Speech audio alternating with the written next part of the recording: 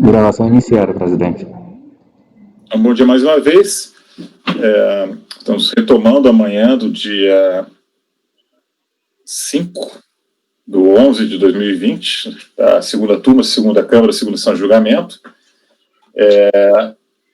Estamos na sequência da pauta. O último item, até o tema puxando a pessoa física, o último item julgado foi o item 123, que foi da relatoria do doutor Juliano, e agora vou passar a palavra para a doutora Ludmila, que é o item 124 da pauta.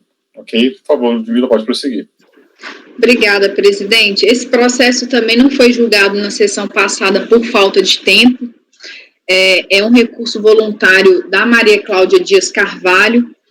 Houve um acolhimento parcial, porque era omissão de rendimentos, de depósito, né, de origem não comprovada. Como não foi intimado co-titular, a DRJ anulou o lançamento com relação a essa parte e ficou devolvida a este conselho só a questão da omissão do ganho de capital, porque o que ela conta é que ela fez uma permuta sem torna. Então, que não teria havido um ganho de capital aí. Eu vou pedir licença para passar só o que ela fala no recurso voluntário, que é a mesma coisa que é suscitado no acórdão, ela é intimada, né? Ela apresenta um recurso voluntário de folhas 416 a 427, reiterando a mesma genérica introdução, apresentando, abre aspas, uma rápida análise do princípio constitucional tributário da legalidade, fecha aspas, manteve a defesa de que não teria havido ganho de capital, a existência de permuta entre o seu imóvel e um apartamento de propriedade de Miguel Ângelo Lopes Barbosa, sem qualquer desembolso por ambas as partes, de forma que não teria havido aí o ganho de capital. Em caráter subsidiário, ela pediu a aplicação do fator de redução previsto no artigo 40 na Lei 11.196. É esse o relatório. Eu diferi a apreciação de recurso, a apreciação das matérias, o preenchimento pressuposto de admissibilidade, porque há uma pequena discrepância entre o recurso voluntário e a impugnação que ela apresenta. Porque só no recurso voluntário, ela pede a aplicação do fator de redução previsto no artigo 40. Além de haver a inovação recursal, ela nem tem interesse de agir, porque basta a mera leitura do auto de infração para que se constate que já teria sido aplicado esse fator de redução. Então, eu estou conhecendo parcialmente do recurso, presentes os pressupostos de admissibilidade, despiciendo repisar serem considerações genéricas acerca dos princípios norteadores do direito tributário inaptos a elidir a exigência em comento. Então, de acordo com a autoridade fiscalizadora, aí eu fiz a transcrição do que consta, vou ler só o que está grifado. Houve, né, um registro geral de imóvel, a contribuinte adquiriu em 1/8/2011 um terreno situado no conjunto Morada do Sol pelo valor de R$20 mil. Em 11/5/2007 foi averbada uma construção de um imóvel residencial com área total de 472 metros quadrados, sem contar o valor da obra. Posteriormente, foi registrada uma transmissão do referido imóvel pelo valor de R$590 mil por meio de instrumento particular de compra e venda, datada de junho de 2007. Ela compra esse terreno nos idos de 2001, faz a construção, parece que em 2002, que foi quando foi liberado o habite, nesse termo de averbação, que trata dessa construção, consta lá que o habite é de 2002, a construção ela é declarada, mas como consta aqui, nenhum valor foi a ela atribuído, só vindo a constar essa transmissão quando foi feita essa venda aqui, objeto de escrutínio. Então, consta que não procede a afirmação do sujeito passivo de que se trata uma operação de permuta, visto não constar no instrumento particular de compra e venda referência a esse tipo de operação. Consta ainda, só no destacado, além de não atender à condição acima mencionada, verifica-se que as operações de compra e venda foram realizadas em datas distintas. Segundo o termo de cessão de direitos e obrigações de contrato particular de compromisso de compra e venda do imóvel, a contribuinte adquire o direito sobre o apartamento do condomínio Edifício Piazza Del Aqua em maio de 2007. Já a casa situada no conjunto, que era a casa dela, foi vendida pela contribuinte somente um pouco mais de um mês depois, através de um instrumento particular de compra e venda. Então, na tentativa de afastar a exigência, fornece à recorrente informações contraditórias. De início, diz que, abre aspas, por equivocada orientação, acabou por firmar um compromisso de compra e venda e um termo de cessão, quando bastaria firmarem apenas uma permuta sem qualquer desembolso para ambas as partes. Está nas folhas 424. Só que mais adiante, ela narra uma situação distinta. Ela fala que recebeu o valor da venda do seu imóvel e o utilizou na aquisição de um apartamento, estando isenta do recolhimento por força do disposto no artigo 39 da Lei 11.196, de 2005. De acordo com o registro do bem imóvel, que está as folhas 65 e 67, em 4 de julho de 2007, foi feita a venda do seu imóvel aos senhores Miguel e Daniele, mas, antes disso, em maio de 2007, foi firmado um contrato de cessão de direitos de um imóvel do senhor Miguel e de uma menor impúbere, Vitória. Conforme consta no registro do imóvel, o bem foi vendido por 590 mil, dos quais 425 mil foram pagos com recursos próprios e 195 mil seriam pagos com recursos de financiamento junto ao Banco Itaú, nada constando acerca da permuta. E ele faz um financiamento para pagar esse imóvel. Não tendo comprovado a realização de permuta sem torna, não há como ser excluído da tributação do imposto de renda o ganho de capital.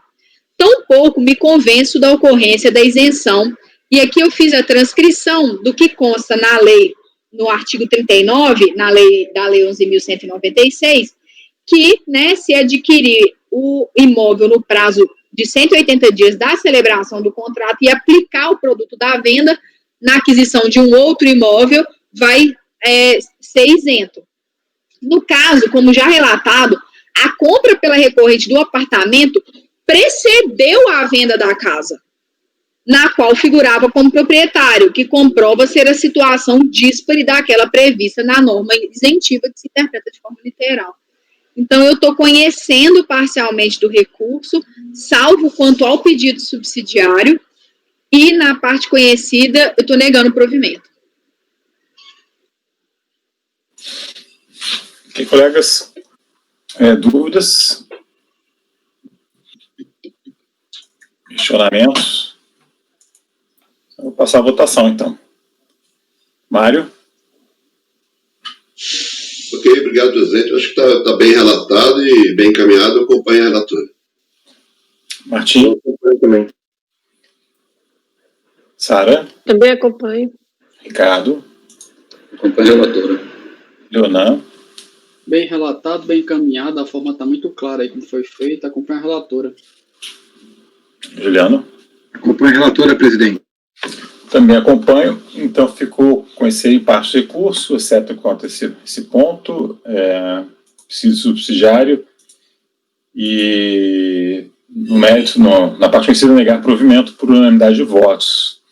Aí o próximo processo é um processo meu, de minha relatoria, e que tem dois repetitivos associados. A gente vai jogar o 126 e o resultado vai ser aplicável para o 127 e 128.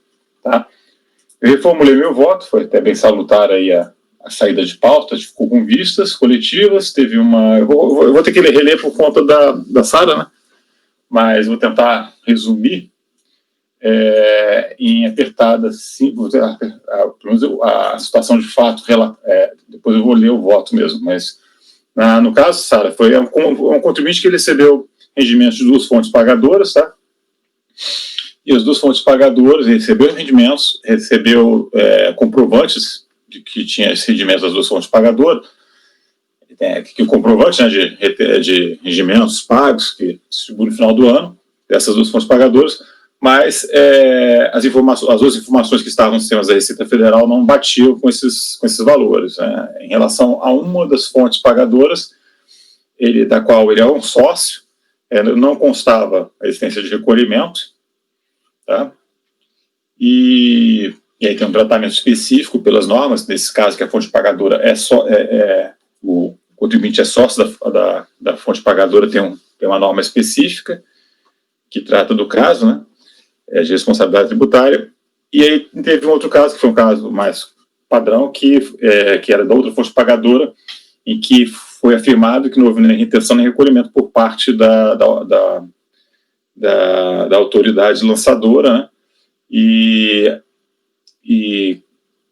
aí gerou aqui um debate aqui na turma em função até dessa questão, né? Porque se tem um documento fornecido pela a mesma origem, né?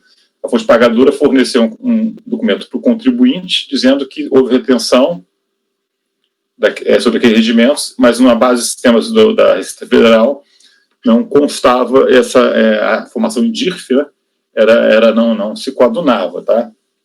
Aí ficou vistas, o Martins citou vários precedentes, que tem entendimento que na lei consta que realmente o documento previsto como hábil é o comprovante de rendimentos, até aí tudo bem, mas eu estava entendendo no sentido de que, diante de outras evidências coletadas também uma fonte pagadora, isso aí não seria assim, uma atacável essa documentação. E o Martim trouxe vários precedentes no sentido assim, de que realmente o contribuinte fez a parte dele, alguns precedentes do CARF, né? Ainda que houvesse alguma diferenciação no caso concreto, mas de que, de uma maneira geral, se achava que o contribuinte tinha feito a parte dele no sentido de que o documento exigido pela lei para ele realmente era o comprovante, né? Então saiu para vistas, teve esse debate, né? Porque é uma situação meio mais ou menos corriqueira, tá? Esse caso até não é nem um dos mais complicados. O problema muitas vezes é que a empresa fechou, né?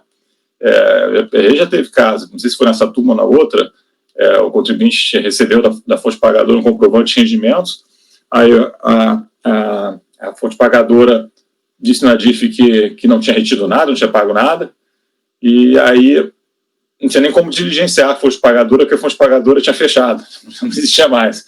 Aí era aquela solução, quase não tinha como se provar nada. Aqui não é o caso. Mas foi bom ter a oportunidade de olhar os votos do voto de novo, porque eu vi um documento que não foi mencionado nem pela fiscalização, nem pelo contribuinte, nem pelo despacho decisório, nem pela decisão da RJ, que está nos autos, que, a meu ver, dá um rumo adequado aí à lide. Então, eu vou já passar para o voto, tá? Mas a situação, de fato, é essa. Tem umas alegações iniciais de que ele surge contra a intimação via postal, estou superando, por conta até da súmula CARF número 9, né? Que diz que pode intimar por via postal, e também ele se insurge quanto que não poderia ter sido lançado sem prévia intimação, e o que tem a previsão da súmula CARF 46, que diz que pode. No caso concreto, o que aconteceu foi que ele foi intimado para comprovar aquela compensação que ele fez, com aquelas compensações, e não apresentou nada, mas apresentou com a impugnação. E aí, ao invés de ter seguido para a DRJ, isso voltou para, no caso, a Safis, lá de Fortaleza. Eles fizeram um despacho avaliando aquele documento, antes de ir para a DRJ, eles fizeram um despacho avaliando para aquele documento, mas considerando improcedente aquela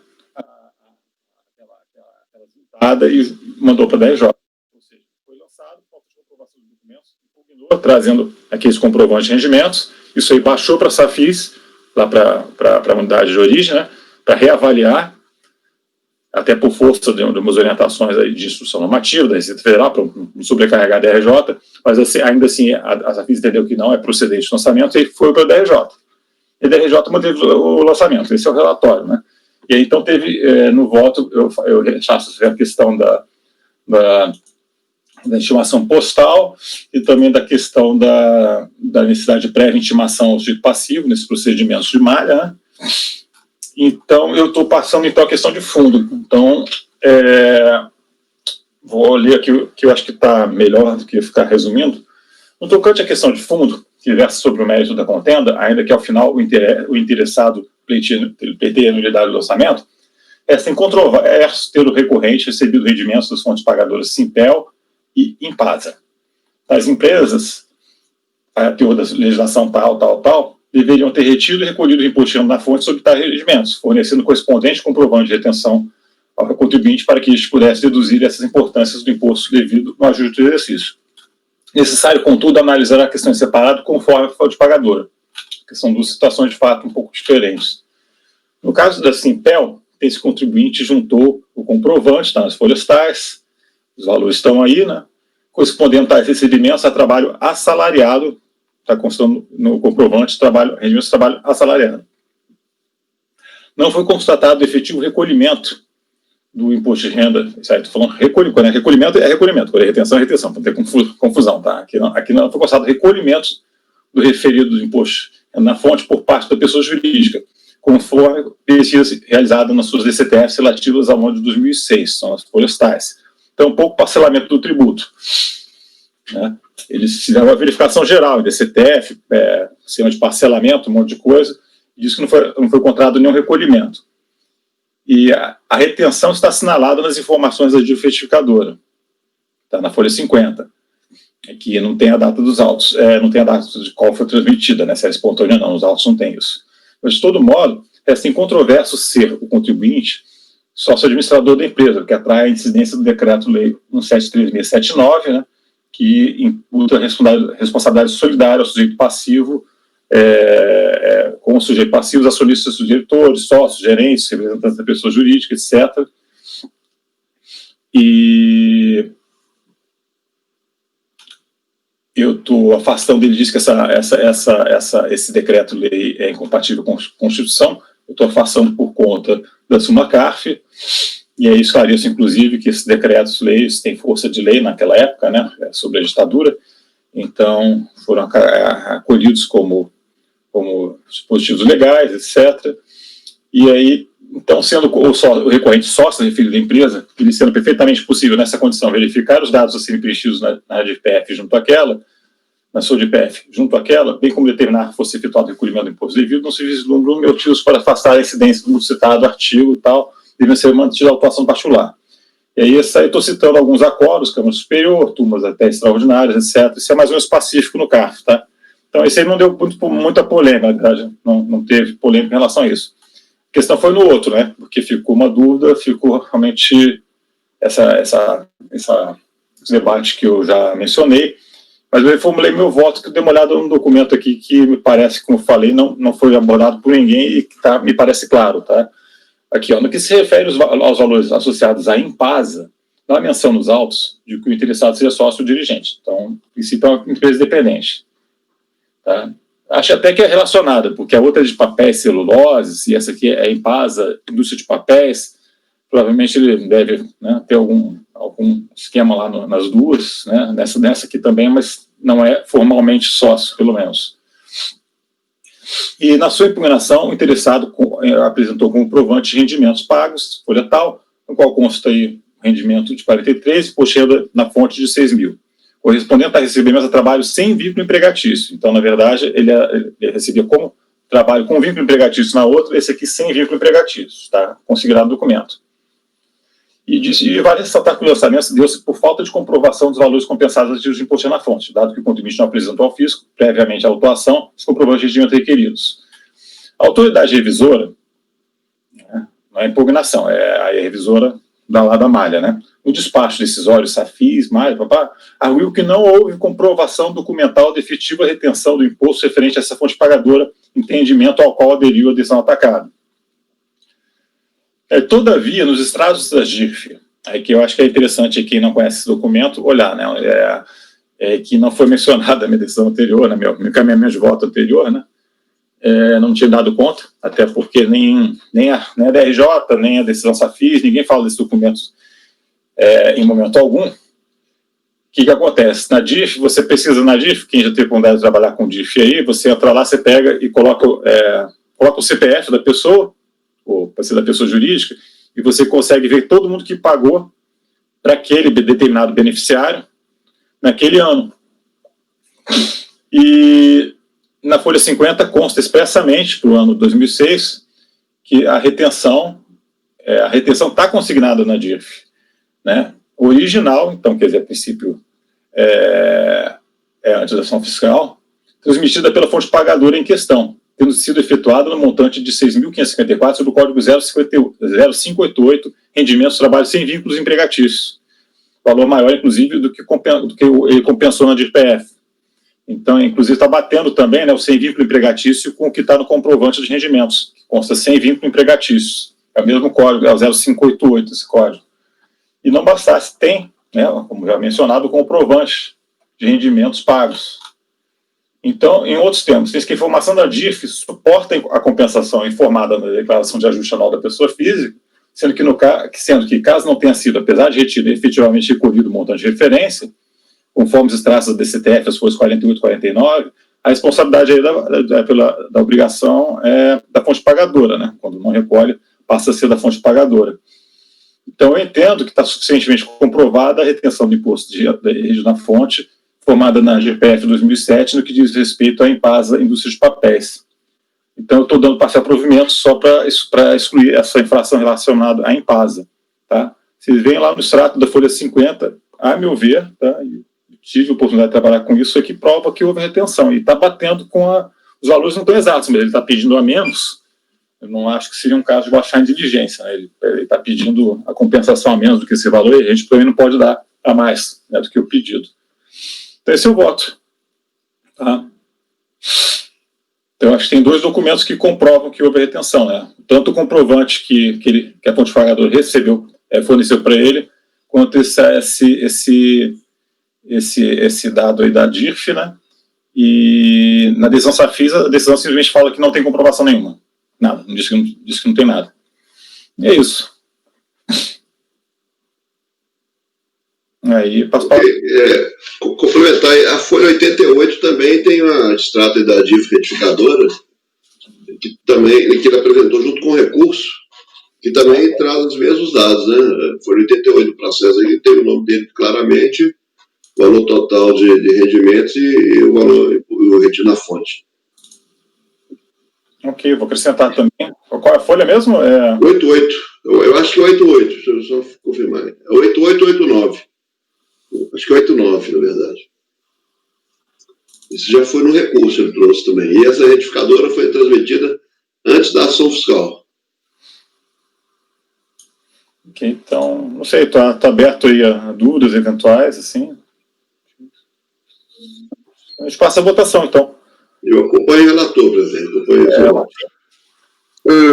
Presidente, só para confirmar, eu acho que você não fez a sua conclusão do voto, só para ficar registrado também no áudio aqui. Foi por dar parcial provimento ao recurso para que seja excluído do lançamento a infração de compensação indevida de imposto associada à pessoa jurídica em Impasa Indústria de Papéis. Tá certo. Era de acordo com o que eu também tinha votado na sessão passada, né, que eu não tinha computado o voto, mas a minha declaração de voto, né, era também nesse mesmo sentido. Então eu acompanho o seu voto. Ok. Sara? Também acompanho. Ludmila? Eu também. Ricardo? Acompanho. Renan? Acompanho. Juliano? Acompanho seu voto, presidente.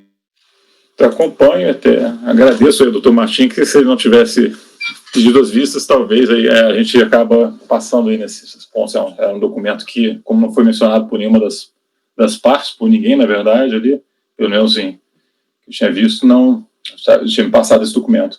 Mas, enfim, então fica proclamado pela unidade de votos esse parcial provimento. Passo a palavra, então, 127, acho que é o doutor Juliano, né, Juliano? Juliano, tá sem microfone. Desculpa, presidente, estava aqui abrindo o voto para adiantar. 129, né? 129. 29, só fazendo apontamento que o resultado do 126 vai ficar replicado para o item 127 e 128, tá? Presidente, então passo aqui a relatoria do voto, também imposto de renda, né, a mesma matéria, mesmo assunto. Walter José, o recorrente.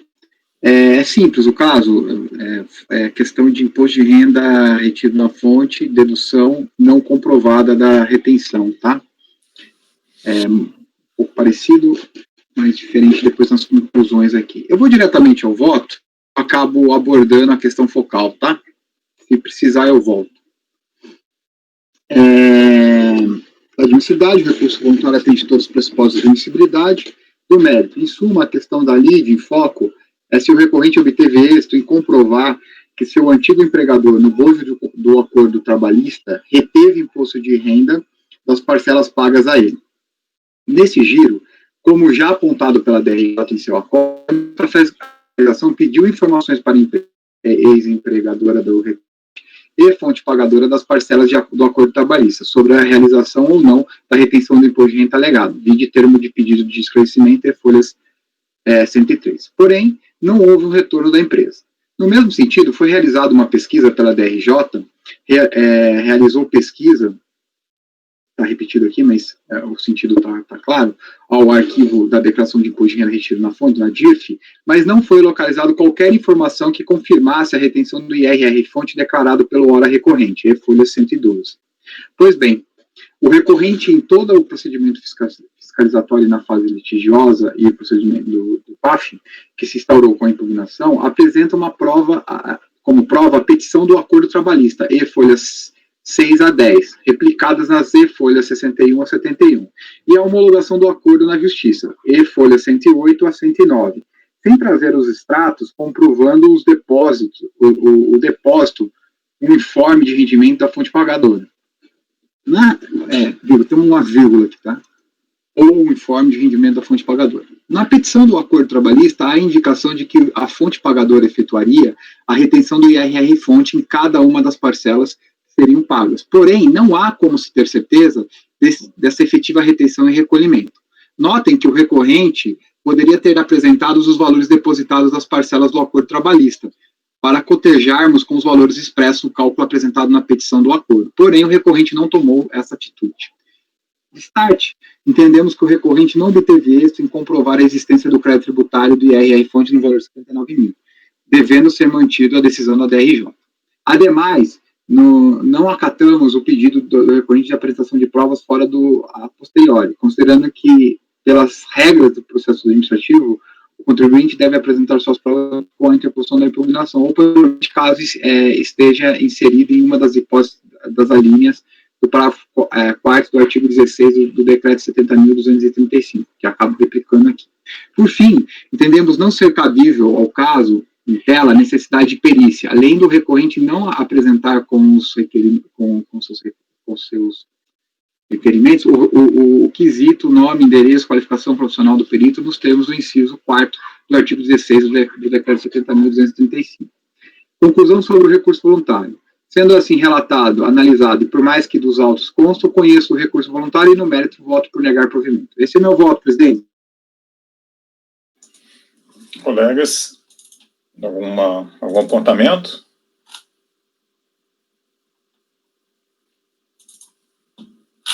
Só dar uma olhada numa coisa aqui rápida. Passar a votação, então, Mário, como vota? Acompanho o relator, presidente. Martim. Acompanho o relator. Sara. Também acompanho o relator. Ludmila. Eu também acompanho o relator. Ricardo. Acompanho. Leonan. Acompanho. Também acompanho. Então, ficou negar provimento para o item 129. Eu a gente encerrou a pauta da manhã de hoje. Eu pergunto ao doutor Mário, ele tinha ficado com vistas para um processo da minha relatoria, chegou a olhar, não precisa, se não estiver pronto, pode ficar para a tarde. A gente pode adiantar a pauta da tarde também, que ficar mais confortável aí, não tem problema.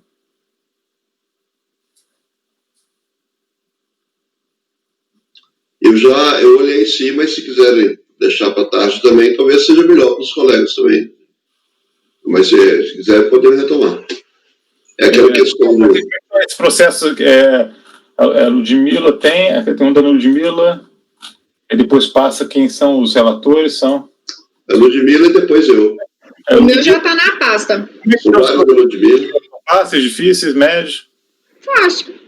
Esse primeiro é fácil. O que aconteceu foi naquele... Esse, eu devia até ter tirado por conexão com o principal que nós já julgamos. Como a multa era superior ao principal, nós julgamos o principal numa sessão e ficou ele de fora.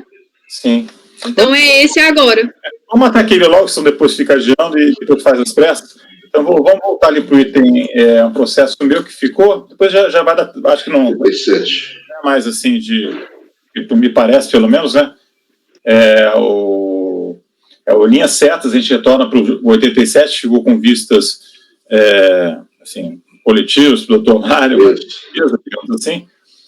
Então, só fazendo uma apertada síntese aqui, né, da situação.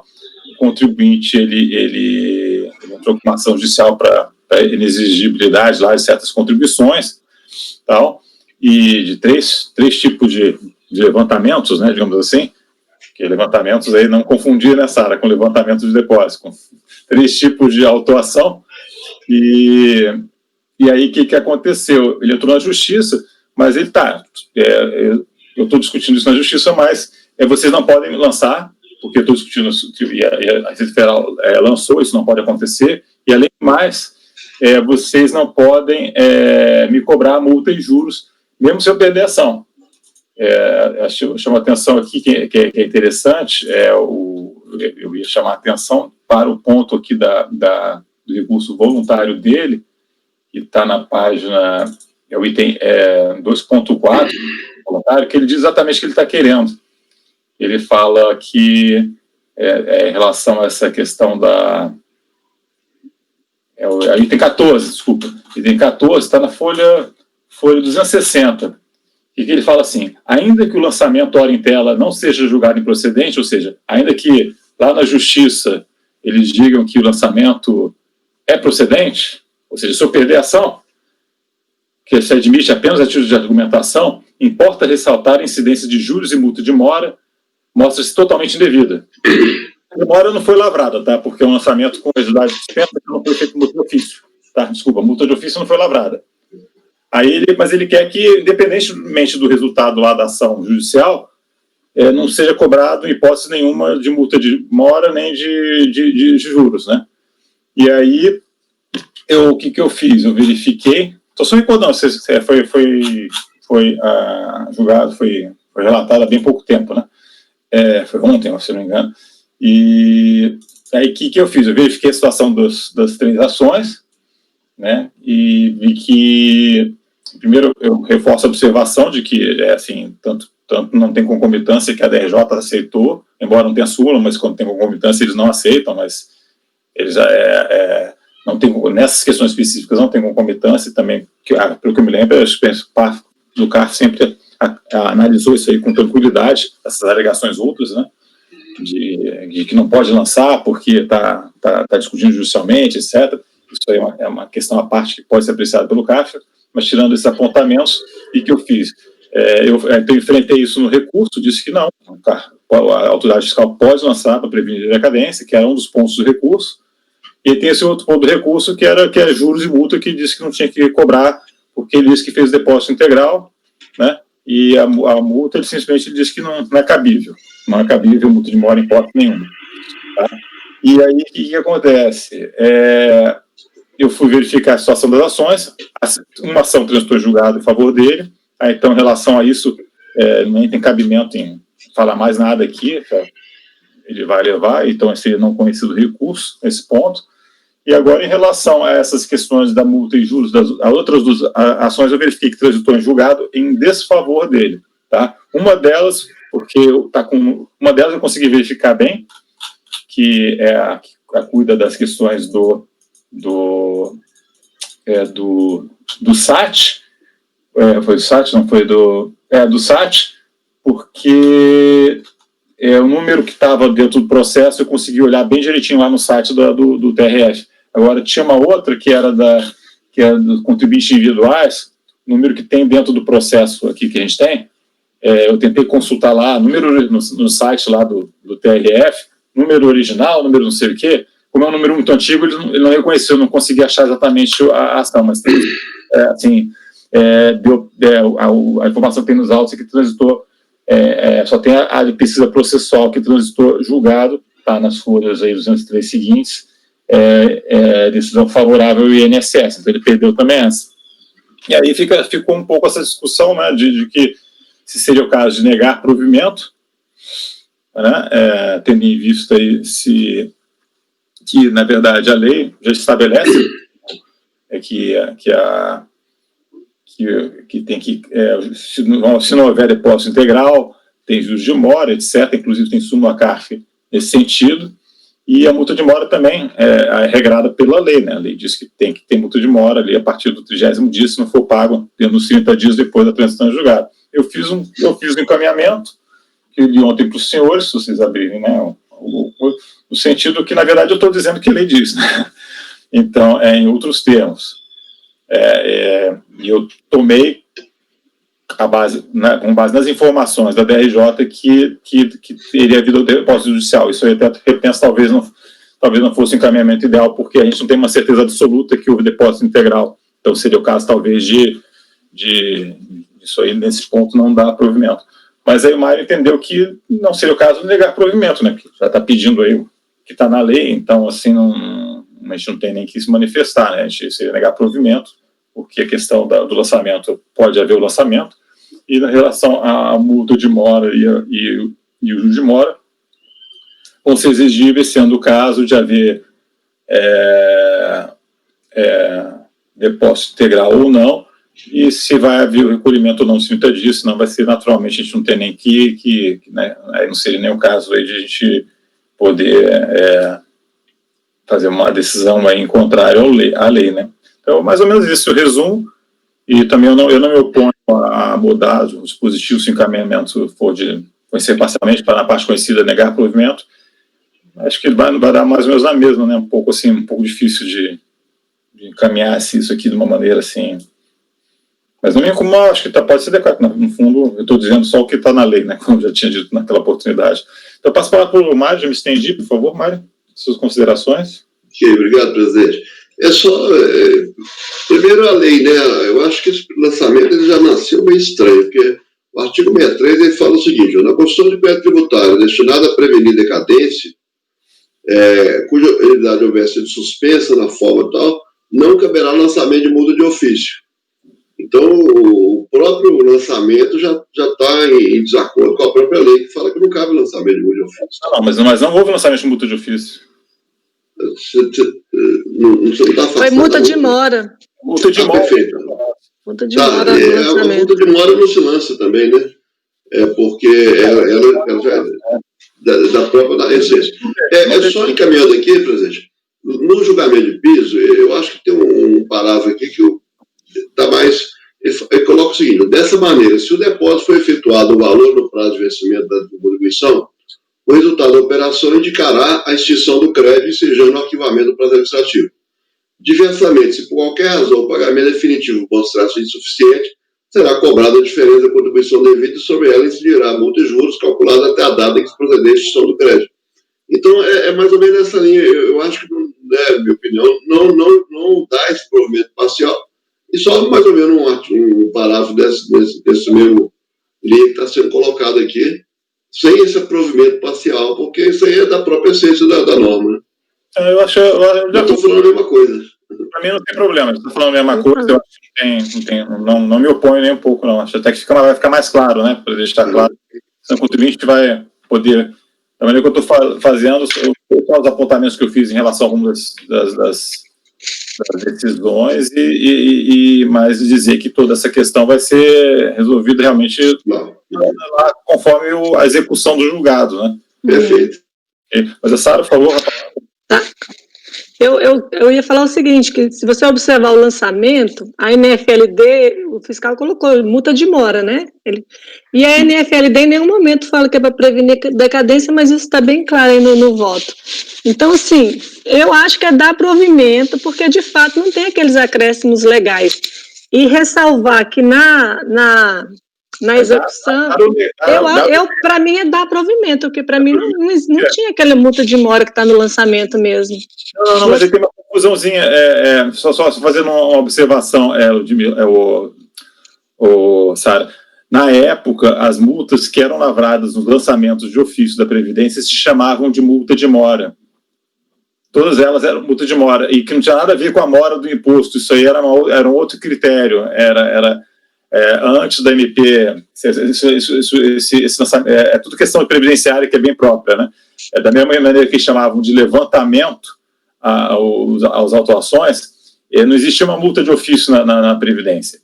Tudo era multa de mora, mas essa multa de mora era lançada dentro de um lançamento de ofício, e era diferente das multas de mora que são cobradas aqui dentro da Receita Federal.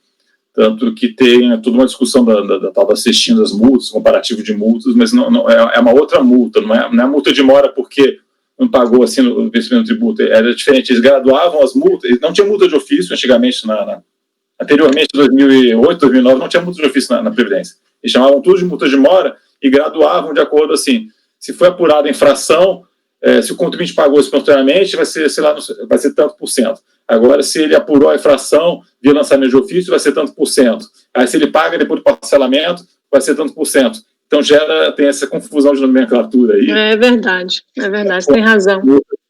É uma multa aplicada de ofício, quer dizer, é uma multa que eles constam lá, que é meio... não é bem uma multa de mora ali. É verdade, o lançamento é de 2007. Porque essa multa de mora... Pode ver que ela foi aplicada essa multa de mora, como é que é? Qual é a página que você está? Na página, no primeiro volume, página 2, folha 2. Deixa eu ver como é que foi, mas eu não sei se é o caso não, tá aqui, é 2008. Valor atualizado, 20 mil, multa 3 mil, que você vê que é 20%. Ah, tá, deixa eu só 20% ver já é o percentual da nova lei, né? Por isso que eu me confundi, e juros. Não, foi bem observado agora, eu estou me confundindo aqui, que esse aqui é de 2000 e... Eu estava com o processo com uma data de 2007, mas... Está com 2007, Ainda não era, a nova lei era MP de 2008, né? MP 447. É de ofício mesmo, hein? Pois é, por isso que eu até me confundi, porque assim, a princípio, o lançamento para prevenir decadência não se fala em multa de mora, nem multa nenhuma, né? Previdência era um pouco... aí não necessariamente por causa da lei, mas às vezes aconteciam umas coisas meio esquisitas. É que vocês me entendem. Deixa eu só ver aqui, esse processo, eu abri o processo certo aqui, só um segundo.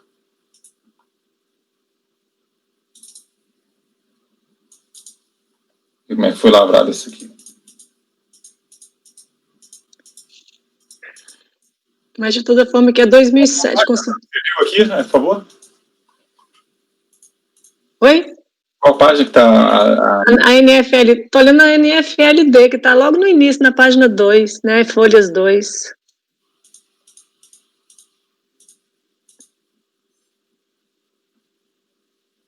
Eles lançaram, como está certo, eles lançaram com uma multa que seria correspondente, o nome era multa de mora, mas essa multa foi lançada de ofício. Foi isso que você viu, Mário? É isso que você estava se reportando? Mário? Sim, também, mas eu não acho que seria o caso de afastar, porque, na verdade, fala que não seria devida a multa de ofício, né? Eu acho que é afastar até pelo que você leu, Mário, que o próprio DRJ falou, né? A própria DRJ falou que você Mas ela manteve falando isso aí na execução, depois, quando ultrapassada essa fase, que vai aplicar a lei no momento de ganhou ou perdeu. Né? Eu só fazendo uma observação, o que aparentemente... Qual a página que está adesão do DJ? Desculpa, Mário, você está... Está no volume 2. Volume 2. Eu estou na página 9. Volume 2, página 9. É que essas coisas, sabe, se acostuma, que tem esse problema de nomenclatura e ainda muitas vezes tem algumas questões que são talvez não feitas da melhor maneira. Volume 2, página... Página 8. Página 8 e 9. É o último parágrafo da página 8 e o... Não, volume 2 não é página 8, é página 240, 200 não sei o quê. Eu abri ele direto aqui. Ele é o... E o que ela fala aqui? Até porque a multa de mora, ela até pode existir, né? Que o depósito, se ele é feito depois do vencimento, não interessa assim, a data do lançamento, sim o vencimento, né? A multa de mora que trata lá a lei que a gente está acostumado, que é da Receita Federal, é diferente da multa de mora que é versada. A multa de mora que a gente fala é prevista no artigo 63 da 1430, tá? Pois é, naquele artigo você vê que fala que ela pode ser interrompida, né? Mas essa multa de mora que foi aplicada no lançamento, que está lá na página lá, que você viu lá, que está na FLD, é uma outra multa de mora, entendeu? Era aquela daqueles percentuais, né? Aqueles percentuais, tá? Aí aqui a gente vê, me parece aqui, tá? Me parece primeiro que eu não sei como é que a Previdência fazia nesses casos, mas pelo jeito eles estavam aplicando, eles estavam lançando como a legislação falava que não pode lançar com multa de ofício, mas eles, o nome da multa que eu estou lançando, ainda que em procedimento de ofício, é uma multa de mora, então eu vou deixar. Então eles lançaram com essa multa de mora, ainda que tenha sido apurado em procedimento de ofício. Aí fizeram isso. E aí, tipo, a DJ chegou, não foi lançado nada, tanto a DJ fala aqui, né? Não foi lançada a multa de ofício. Não foi lançada a multa de ofício e tal. Ela fala, e não realmente, de nome, a multa ela foi apurada no procedimento de ofício, mas ela não foi lançada, mas ela não se chama multa de ofício. Mas aí então eles disseram, não tem multa de ofício, e no que diz respeito à multa de ofício que você está falando, ela vai ser consequência da questão aí da execução do julgado, né? Me parece isso, o contribuinte me parece estar um pouco confuso em relação a esses conceitos, mas eu acho que o que ele está se insurgindo, me parece, não é contra essa multa de mora que foi aplicada no lançamento, ele está se insurgindo contra essa multa de mora que ocorre caso tenha sido Eu entendi que não, que ele está se insurgindo contra essa do lançamento. Você acha que sim? Sim, porque ele fala o tempo todo que ele estava com exigibilidade suspensa e não podia ser penalizado por multa e juros. Aí, assim, o que o artigo 63 fala é que se ele depositou no vencimento, não é nem no lançamento, porque o lançamento pode ser bem depois, né? Se ele depositou no vencimento, não tem multa de mora nem juros. Se ele depositou depois do vencimento, tem a multa de mora, que ela começa a fruir e ela interrompe quando ele deposita, né? Uhum. Interrompe e depois, 30 dias depois, volta a contar. Está se surgindo aquela multa lá que está aplicada no lançamento mesmo de mora, né? Bom, eu entendi isso. Para mim, por isso que eu acho que é dar provimento e na execução, quando provavelmente a delegacia já até apropriou isso, quando ela for apropriar, ela vai ver a data do pagamento, vai lá fazer a imputação do pagamento e ver se tem ainda juro e multa a pagar, né? Multa de mora. Interessante, pode ser que a DJ tenha feito de morta aqui, dito que não diz. Mas eu acho que a DJ falou isso, que ela falou, note-se que há que se levar em conta que os valores depositados ainda não foram apropriados ao débito. Por quê? Porque quando eu apropriar, aí que eu vou ver a data do depósito. Mas essa apropriação não vai sumir com essa multa de mora que foi aplicada? Vai sumir. Pode ou não. Se ele depositou na data, vai sumir. Porque o depósito não é pela data do lançamento aqui que eu tenho que olhar, é a data do vencimento do débito, né? Se ele depositou até a data do vencimento, não vai ter multa de mora nem juros de mora. Agora, se ele depositou após o vencimento, já estaria correndo multa de mora e juros. Não, mas assim, a legislação que fala, a norma 430 que fala sobre a multa de mora, quando ela fala isso, ela se refere àquela multa de mora padrão que era aplicado nos procedimentos da Receita, tá? Que mas não a multa de mora que era prevista na legislação previdenciária. Ela não faz a emissão, essa multa de mora. Passar a palavra para o Mário. Por favor, Mário, o que você acha aí? Então, se a gente vai pedir como está confuso, a gente pode pedir vistas coletivas, o Mário pede vista só para atrasar muito o julgamento, porque está realmente bem, vou ter que olhar mesmo esse processo aí, que vocês estão levando a questão que está surgindo. Mas fala, Mário, vê se dá uma luz, senão a gente pede. A senhora está entendendo que é multa de mora ou de ofício, senhora? Eu estou entendendo que ele está contra aquela multa que está no lançamento, né? Foi lançada, né? Então, essa multa... Desculpa, pode falar. Que a gente viu agora que era a multa de ofício, entre aspas, da Previdência. Não, isso que eu estou querendo verificar. Na verdade, é multa de mora mesmo. Eu vi a base. É 20%.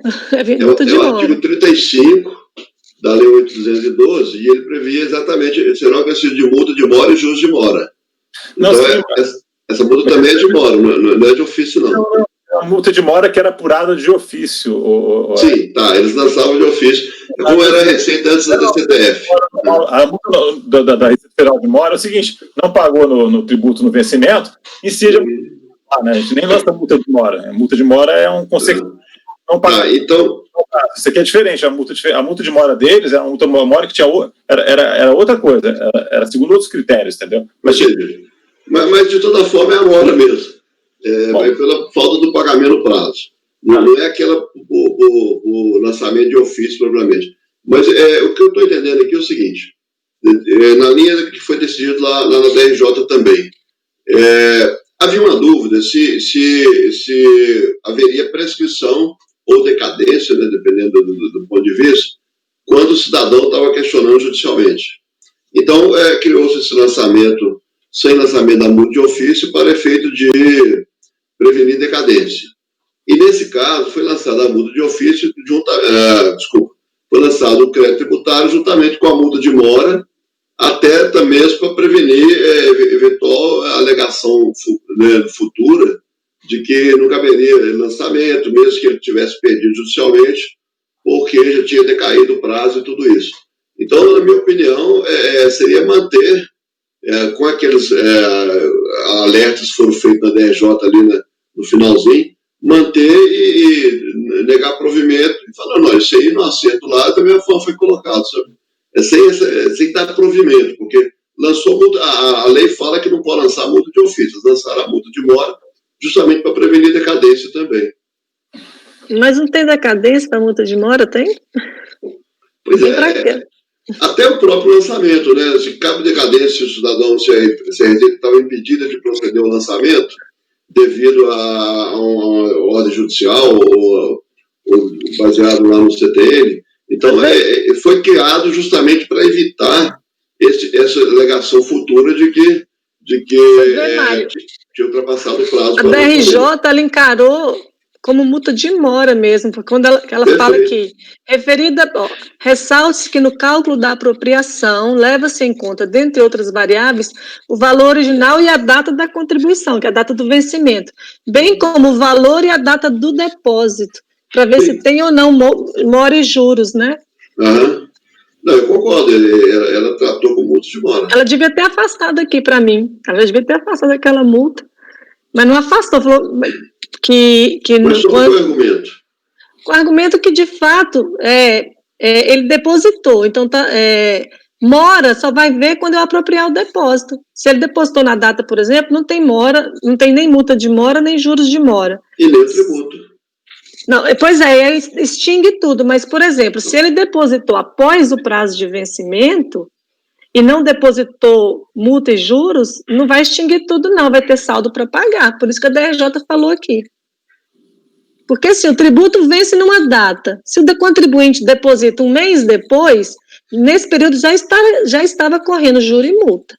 Tanto é que o artigo 63, parágrafo 2º, fala que a multa interrompe e depois volta a contar 30 dias depois, né? A multa de mora. Ou de ofício. Não, de ofício não, de mora. Os julgamentos, vamos pedir vista, gente, senão quando começa assim, ir e voltar, porque não estamos... eu mesmo vou ter que revisar, porque eu fico com dúvidas com essa questão da multa de mora. Eu quero saber ao que o contribuinte está se referindo aí, que fiquei agora essa confusão de nomenclatura que tem das multas de mora aplicadas pela Receita e são leis diferentes, tá, gente? Que é importante vocês verem. A Lei 8.011 prevê incidência de multa de mora, e a Lei 6.900, a lei tributária, se refere a uma multa de mora também, mas é outra multa de mora, tá? Não é a mesma multa de mora. É tudo mora, porque... Não, são leis diferentes, tem bases normativas diferentes. E aí eu fiquei agora com essa dúvida aí, foi importante. Mas vamos fazer o seguinte, ficou a vista para o doutor Mário, com vista coletiva, tá? E aí eu não sei, Ludmila, dá tempo aí, ou você, 10 minutos para o teu, ou você prefere passar para... Fazer de tarde. Fazer de tarde? Tá, então tá um pouquinho antes, para o almoço. Eu vou dar um encaminhamento da parcial provimento, né, mas posso reformular aí na próxima, eu vou dar uma estudada melhor aqui também. E ficou com vistas, doutor Mário, vistas coletivas, né? Aí vai ser retirado de Paulo, vai ser vista mesmo, né? Bem, acho que a gente tem que firmar melhor isso aí, eu mesmo. Okay. Vou lançar aqui como continuação do julgamento. Mas é importante dar uma olhada nisso e também acho que é fundamental vocês verem o que o Conselho está pedindo. Vocês, inclusive eu, né? Está pedindo e faz essa diferenciação, tá, gente? Né? Multa de morte é a mesma coisa, não. O procedimento deles lá, a lei é diferente. Eu não sei também como é que eles faziam nos casos, né? Como é que eles lançavam essas. Quando tinha esses lançamentos para evitar a decadência, como é que lá antes de 2008, como é que a Previdência fazia, né?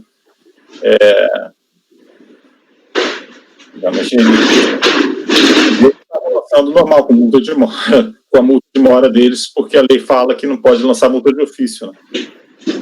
Com a multa de mora mesmo, ainda que no procedimento, enfim. Mas enfim, é isso, gente. Só com o Leonardo, uma coisa, Leonardo, por favor. O resto pessoal, almoço, se quiser também. Então, para na gravação, então. Por favor, para interromper a gravação.